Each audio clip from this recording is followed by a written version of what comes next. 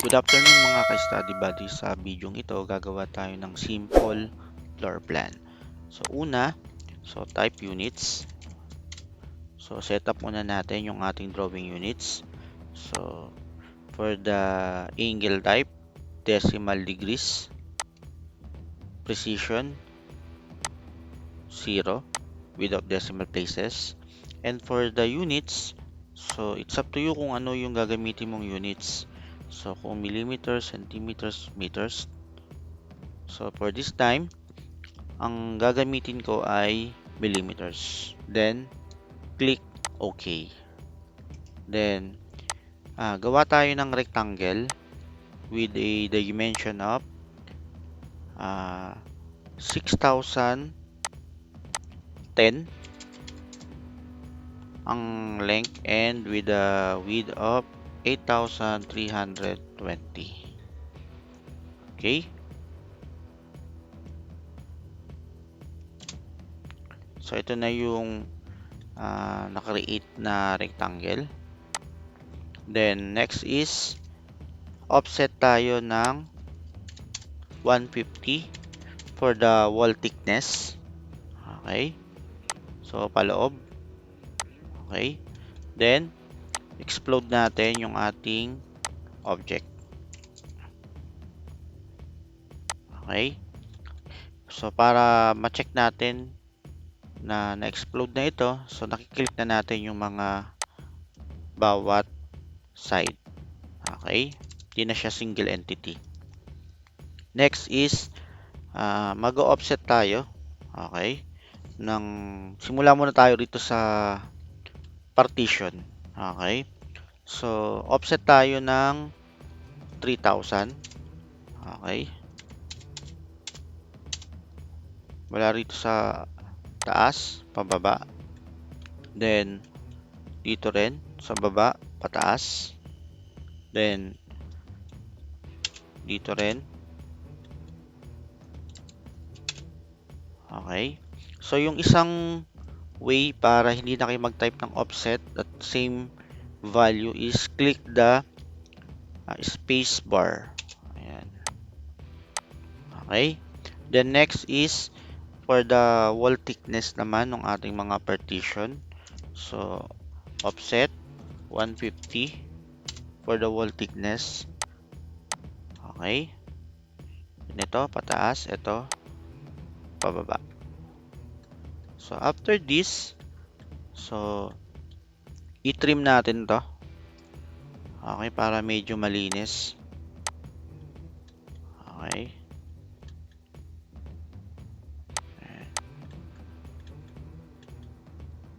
Okay. The next is offset tayo ng 250 para dun sa ating pintuan. Okay. Ayan. Then itong side na to.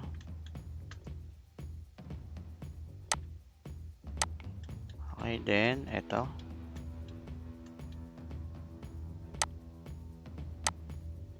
Okay. Then trim tayo.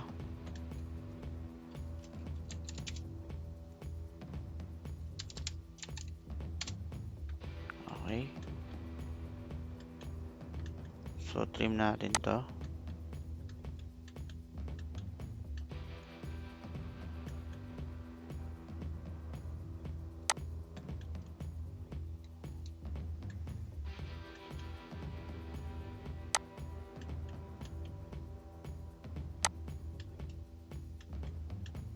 Okay. So offset ulit tayo ng 250. Okay. Ayan. Then trim. Ayan. Okay. Then next is itong part na to. Okay. Then para naman sa dito sa part na to. Okay. So maglagay tayo ng pintuan. Okay, so ang ating pintuan para sa bedroom is 800 ang distance. So offset 800, then to. Okay, then for our main door is 900. Okay, then trim natin to.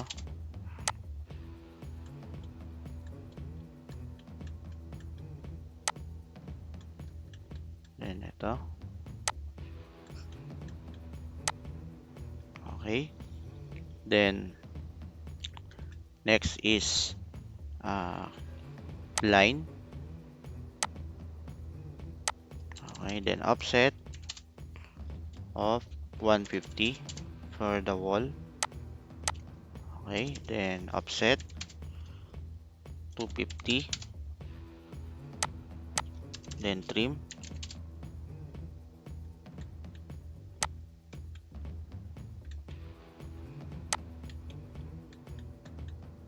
Okay, then offset 600 for the toilet and bath. Okay, then trim. Okay, then next, ito trim natin to.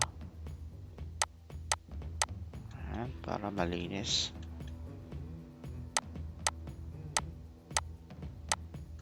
Okay,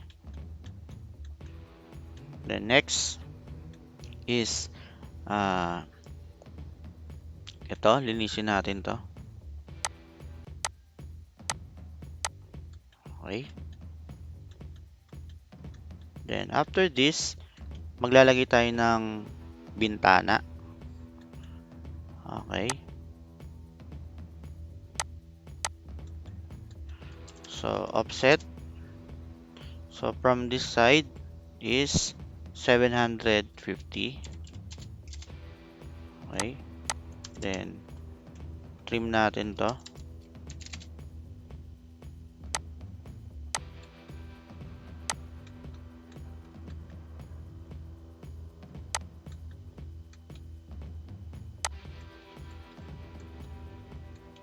Then offset 1,500.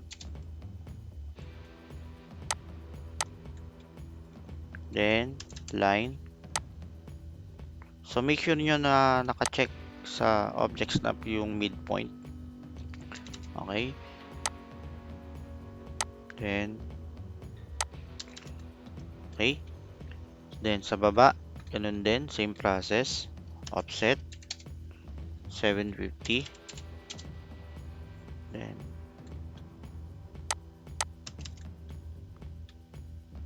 trim.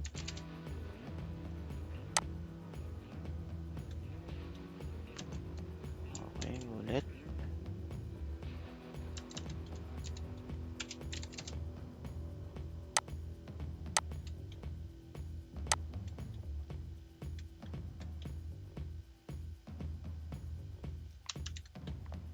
Okay.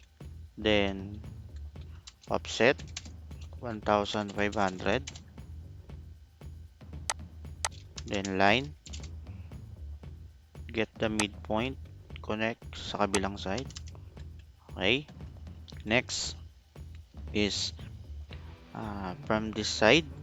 So offset 550. Then offset 1,000.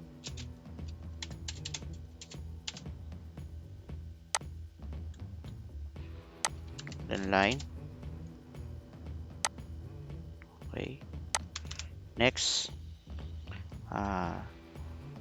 ditong side na to, offset tayo ng 2,150.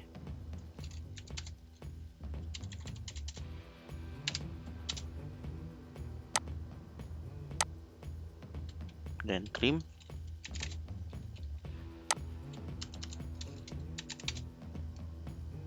Okay, then offset again 1,000.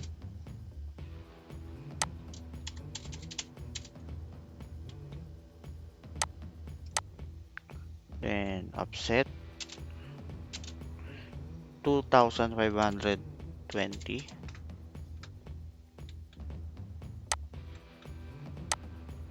then offset tayo ng 1,000.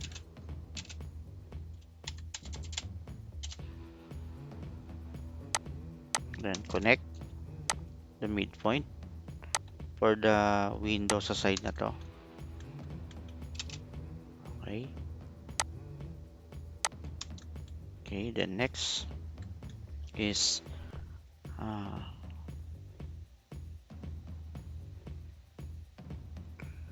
from this side. Okay.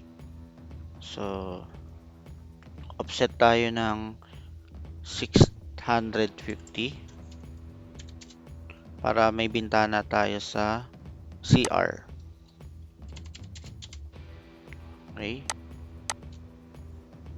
Then offset or trim.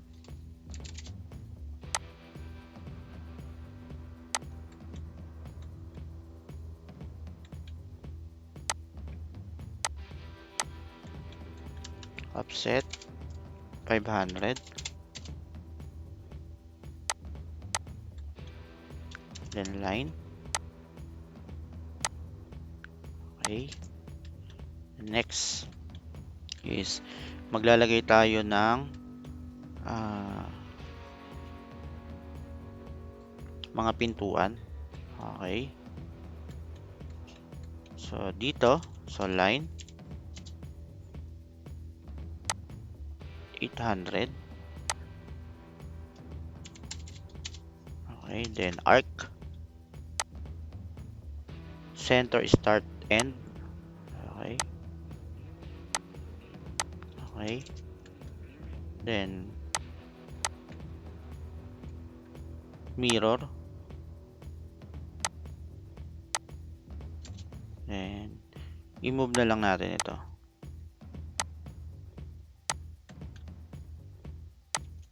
Then offset 50.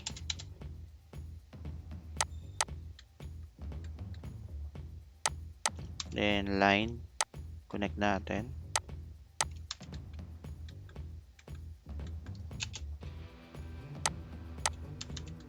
Then para sa CR naman, so line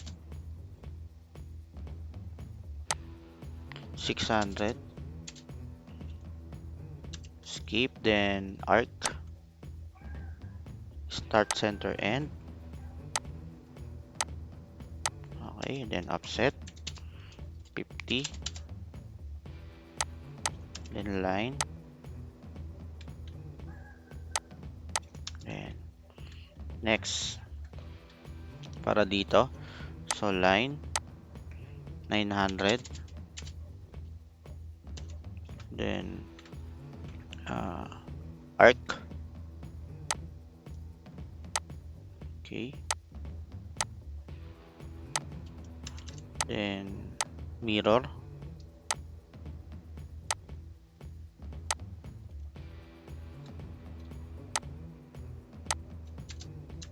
Then move. So paulit-ulit lang yung proseso, no? Para makapag-create tayo ng ating door. Then offset 50. Then line. Next. So itong part naman. So mirror natin to. Enter. Then move.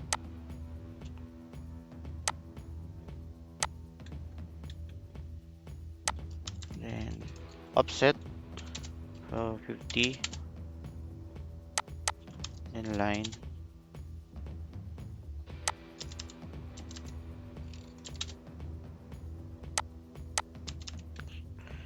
Then delete natin ito. So after this, so lagyan natin to ng hatch. Okay, so trim muna natin ito. Okay. So next is i-trim natin to. Ito, wala itong butas. So line.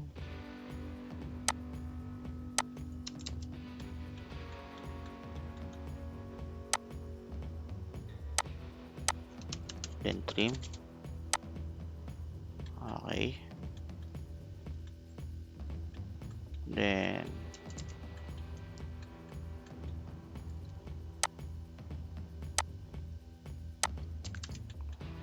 Then hatch tayo. Hatch.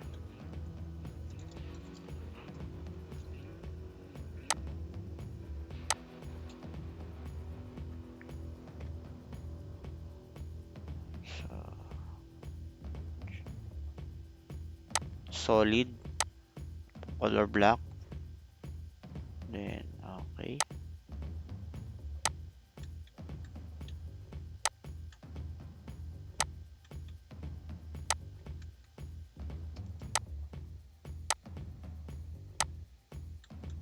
Okay.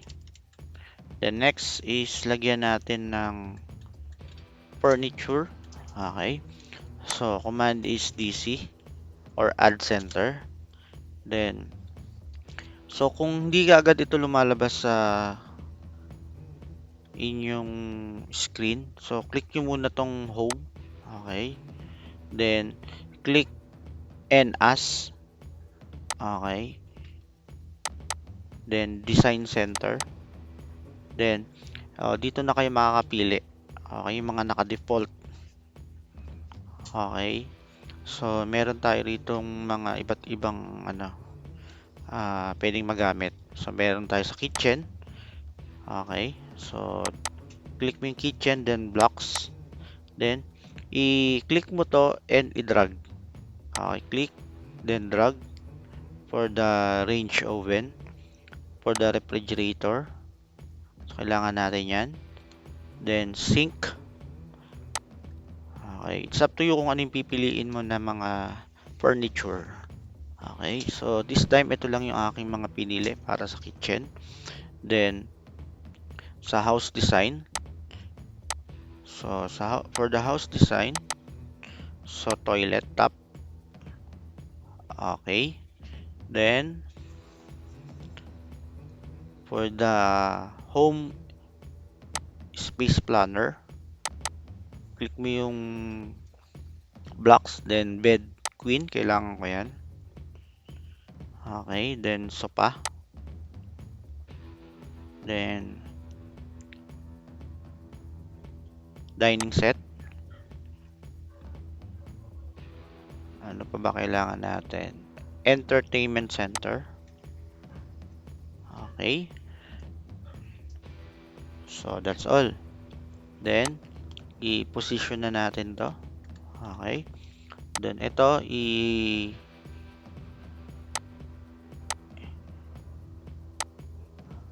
i-rotate ko lang to. Okay.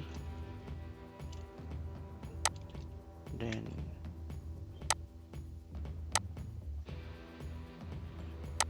okay. Then, i-move ko to.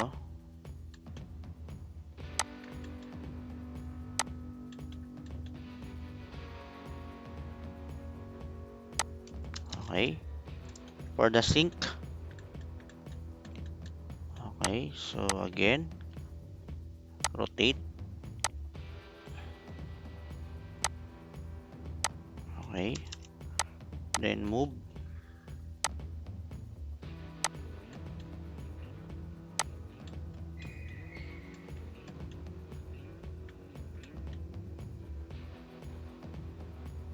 Okay, click ko yung nearest. Okay. Then next is for the refrigerator. Okay, so ano lang siya, rotate based sa orientation ng inyong floor plan. Okay. Or saan mo ipopwesto yung mga furniture and appliances. Then move.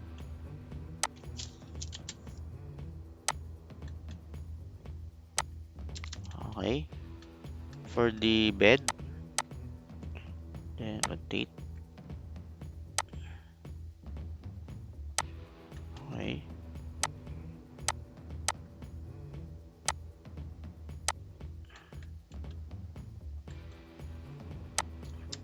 Then copy ko na lang to.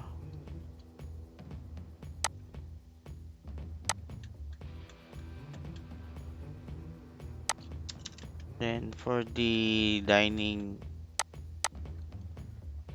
table,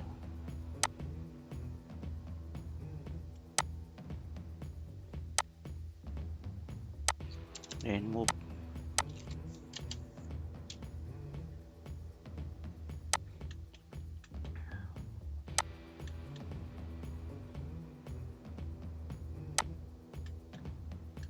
For the sofa, rotate.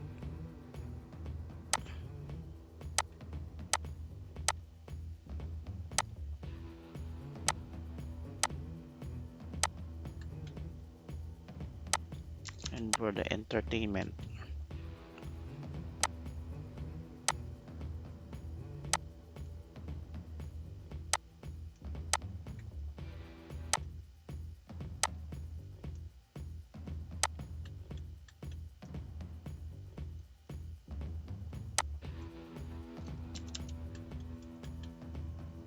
okay. Then for the toilet,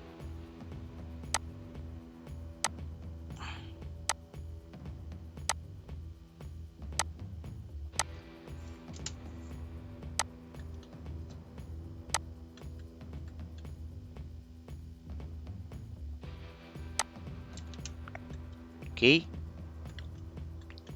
Then next, so lagyan natin to ng label. Okay. So text, single. So for the height is 200. Rotation angle 0.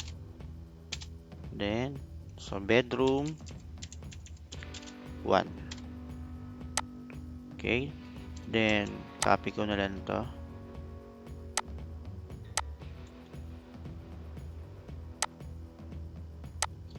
Okay.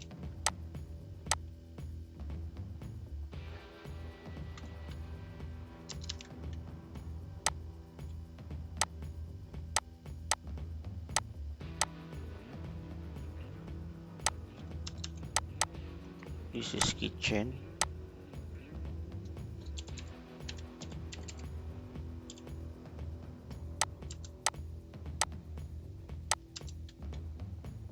Bedroom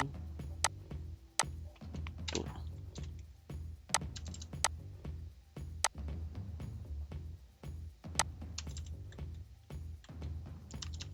This is toilet and tub. Copy.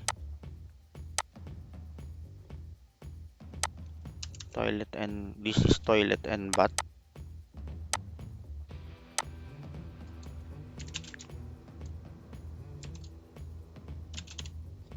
And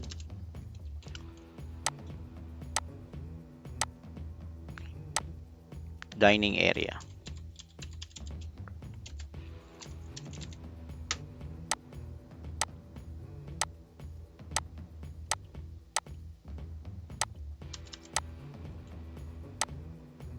This is the living area.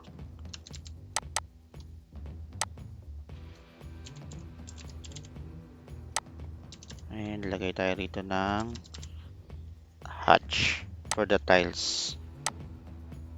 Yung ating CR. Okay. So, pili na lang kayo kung ano yung preference nyo na hatch or pattern. Okay.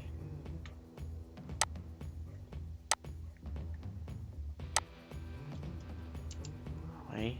So, para ma-adjust nyo yan, kung hindi yan nag-a-appear, so possible yung scale maliit. Halimbawa, naka number 1 yan. Kung hindi nyo pa na-adjust, ganyan yung kalalabasan niya.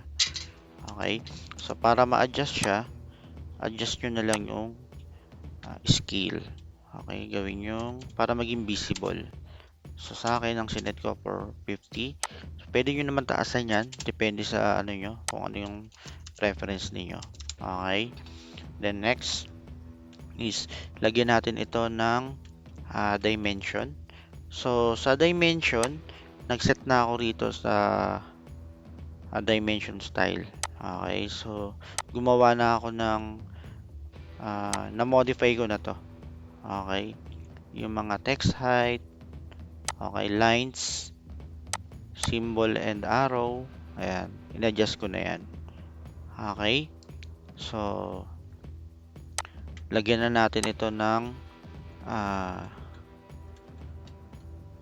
dimension. So, line or linear. Okay. Then, DCO. Okay, or dim continue. Okay. Okay. For itong side na to, itong part na to. So, linear again.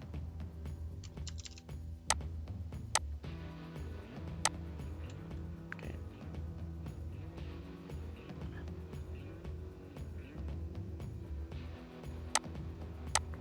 Okay, then DCO.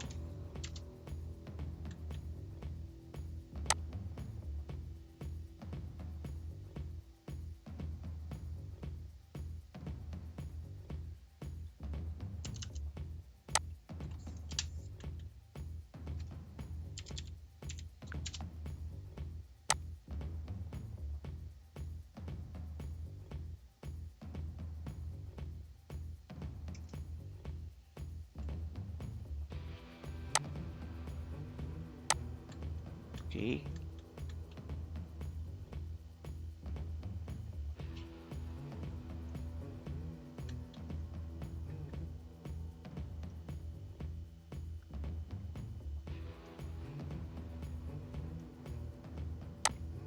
Okay. For this part,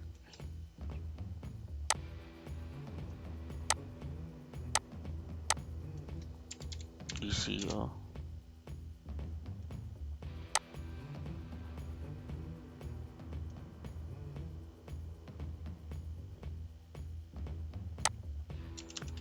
Okay. Then linear.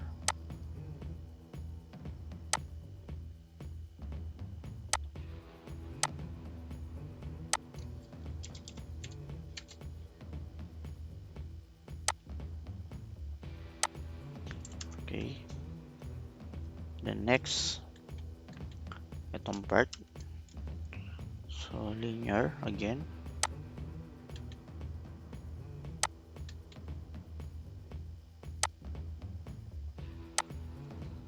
DCO.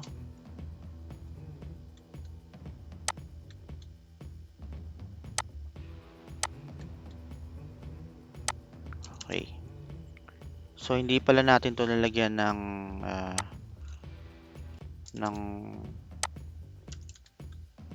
bintana. No? So, delete muna natin to. Then, lagyan natin to ng bintana. Okay. So, offset 500, 550.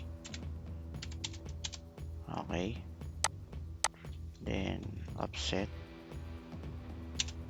again 1000. Okay. Then, line. Then, dimension tayo. DCO. Okay. Then, hatch again. Balik natin yung hatch. Solid. Okay.